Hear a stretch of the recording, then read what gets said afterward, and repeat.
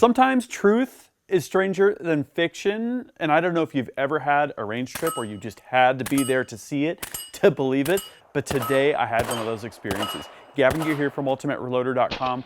I'm talking about my follow-on to my last story. I did an unboxing, setup, and overview story on this Lee Loadmaster and used some great components for the load that I showed. We've got brand new Starline brass. We've got Barry's 147 grain round nose 9mm plated bullets. These are really consistent bullets and they're economical. They've performed really, really well. And in this story, I'm going to demonstrate that firsthand.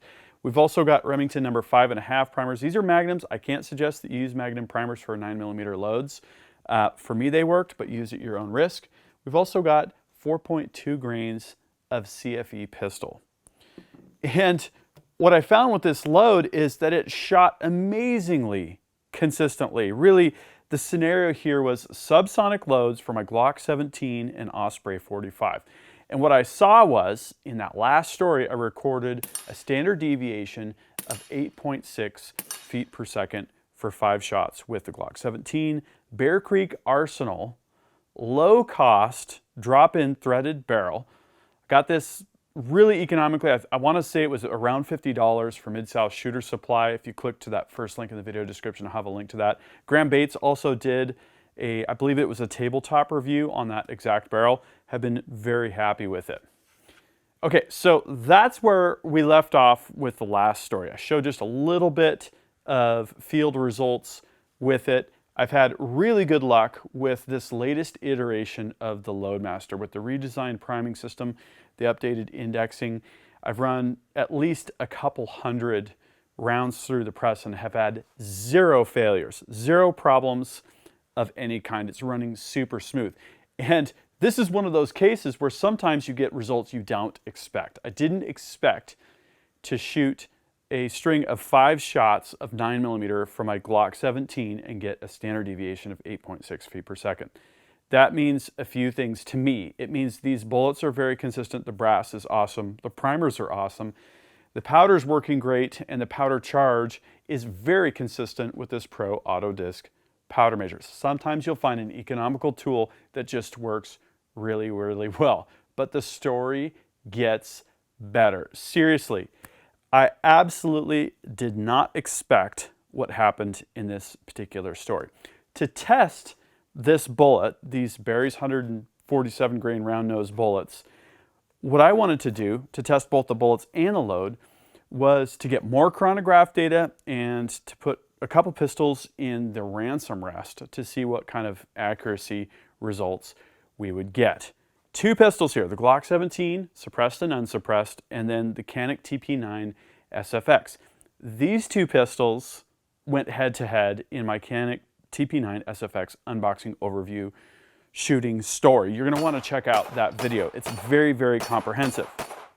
What I found in that story was the accuracy was comparable with a slight edge to the Canik Pf9 SFX and a slight increase in velocity, even though the difference in barrel length is non-trivial.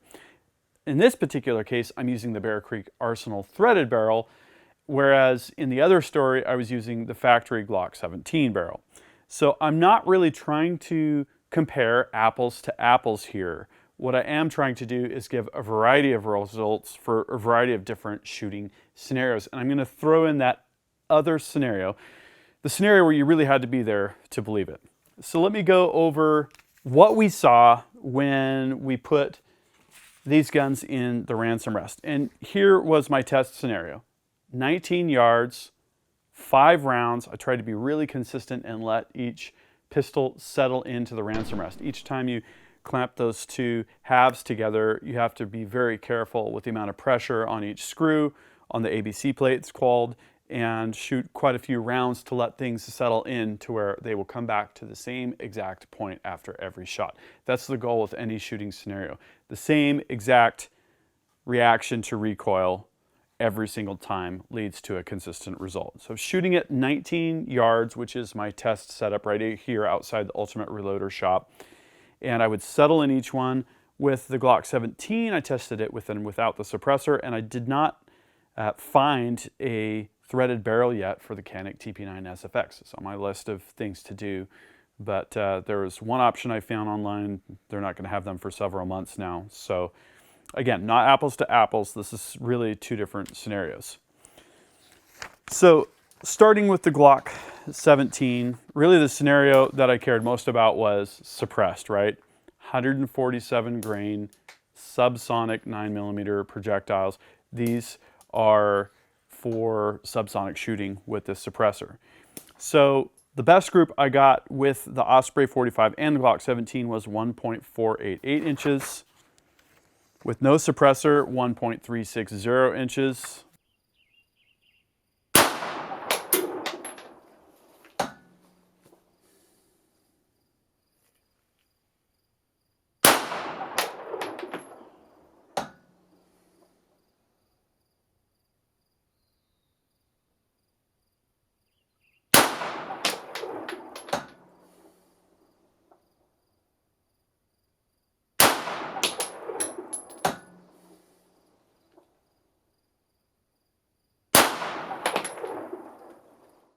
And then the TP9 SFX, I shot, of course, with no suppressor because I don't have a threaded barrel. That came in at 1.529 inches.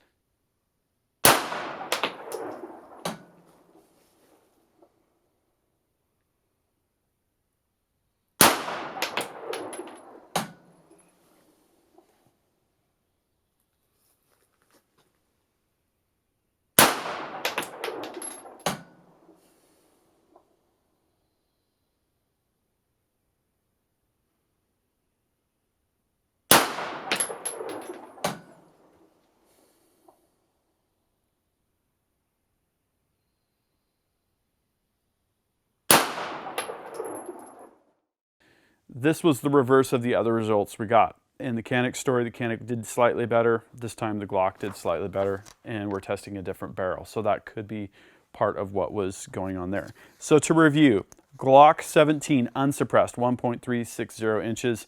That's a 25-yard equivalent of 1.789 inches and 6.837 MOA. The Glock 17 suppressed, 1.488 inches. That's a 25-yard equivalent of 1.958 inches and 7.480 MOA. Canik TP9 SFX, 1.529 inches. That's 2.012 inches at 25 yards. Call that a 2-inch group at 25 yards. And 7.686 MOA.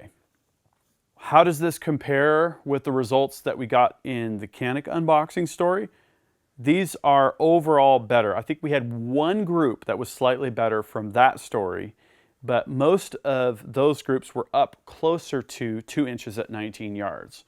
So this load performs very consistently and very well. That is a plated bullet up head-to-head against jacketed bullets. I was using factory ammunition and hand-loaded ammunition. They were all jacketed bullets, both hollow points and round nose for that particular story. And for chronograph data, I used a Caldwell G2 chronograph set up at 24.1 yards. I actually lasered it to see exactly where we're at just for reference, but what I was looking for was a good trajectory through the Caldwell G2 optical chronograph. That's become my go-to field chronograph because I love the companion app and it's quick and easy to set up. It's got an inverted design. You have to be a little bit careful with lighting conditions. In some cases you might want to cover it. But as long as you've got that covered, it's very, very accurate chronograph. It folds down. It's a great unit. So there we were at 24.1 yards. And the best result I got from the Glock 17 with the suppressor averaged 958.4 feet per second and had a standard deviation of 8.6 feet per second. That was actually the result that I recorded for the last story. I tested it unsuppressed this time under the same conditions and found that I had an average velocity of 935.2 feet per second. So that went down almost 20 feet per second. I thought that was interesting. It's almost as though the Osprey 45 is acting as sort of an extension of barrel length. And the standard deviation was still really good, 11.7 feet per second. Anything under 20, 25 is what I would consider really great for a pistol scenario. And it's actually not as critical, but it does give you an indicator of the overall level of consistency. Firearm ammunition you know, including powder charge, all of that. Bullet diameter, bullet characteristics. Canik TP9 SFX came in at 993 feet per second, and we had a standard deviation of 8.7 feet per second. So I pretty much matched the best result that I got with the suppressed Glock 17 with the Canik TP9 SFX. This is proof again that these are great components. This press did a great job dropping a very consistent powder charge, and my load ended up being spot on when I went basically straight to max load, and had a reference load to fall back on to feel comfortable going straight to max load there. But that is an absolutely tremendous result. Okay, so nothing too unexpected so far compared with what I saw in the last story, but this is when things went just from exceptional to downright unbelievable. I brought out a third firearm, this Tech Pf9. I carry this pretty much all day, every day, unless I'm carrying my Smith & Wesson 329 PD 44 mag. So this goes all over the place. This thing, I'm thinking about doing a complete story on this very firearm because it is a Timex. It's been beat up. It's been used. It's been abused. It's been sweaty all summer for 15 summers in a row, and it's just, it takes a licking and it keeps on ticking. So I couldn't resist seeing what would happen.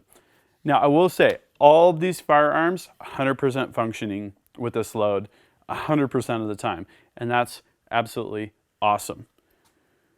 What I did not expect was shooting at 24.1 yards. I shot 5 shots consecutively through the chronograph, and I hit the 10-inch steel target 4 out of 5 times. I literally could not believe my ears hearing that steel ring. I literally didn't think this was that accurate, or I could shoot this pistol that well. I haven't even been practicing with it. But again, things went from really strange to even stranger, because when I looked at the chronograph data, I literally could not believe my eyes. The average velocity was 890.4 feet per second, which is only down 4.8% compared to the unsuppressed Glock 17 result. That's crazy. This is about a 2-inch barrel in this Pf9.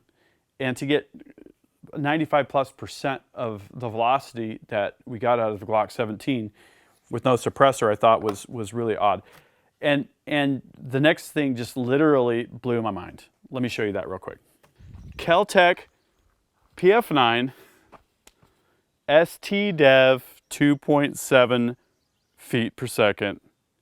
Wow. Literally an SD of 2.7 feet per second. That is the lowest SD I've ever recorded with the G2 chronograph. We're talking about head-to-head against precision rifles, you know, $5,000, $6,000 rifles. This rose to the top of the heap with consistent velocity, and I just think that is so awesome, and it's so fitting. Why? Because this story is all about exceptional economy. We had the Loadmaster pumping out this awesome ammo, unbelievable SD numbers, great accuracy, economical bullets. These plated bullets are meant for economy. They're less expensive than jacketed bullets, and they're awesome. And then we had one of the cheapest concealed carry weapons. I mean, this thing, DAO, heavy, 9.5-pound trigger, ring and steel it at 24.1 yards, and with an SD on 5 shots of 2.7 feet per second. It's just, sometimes truth defies logic. Truth is stranger than fiction, but I thought it was so fitting.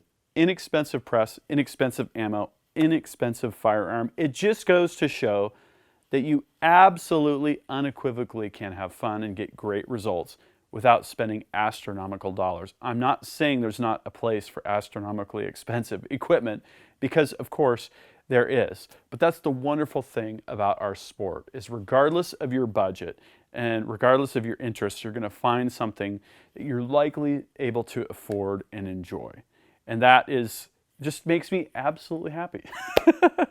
So what do you think? What do you think? Have you gotten results like this? Do you have a favorite 147 grain load that you enjoy shooting in your 9mm pistols? Please drop a comment and we'll start a conversation. I'm mostly done with my testing here. I am going to be getting a CMMG Banshee in 9mm, so a PCC, and it'll be interesting to see if my velocities remain subsonic with that firearm, because if they do, I'll be able to slap a suppressor on it and I'll have a great across-the-board subsonic load for PCC, for regular pistols, for concealed carry. Absolutely love this. If you like this video, please give it a thumbs up. Don't forget to subscribe with notifications, because I got a lot more budget shooting and reloading content coming up, more berries, bullet features, and a lot more fun headed your way. Don't forget, I've got shirts at the Ultimate Reloader store. I'm on Patreon, and that first link in the video description links to a full article with links to product pages and more information. Until next time, happy shooting and happy reloading.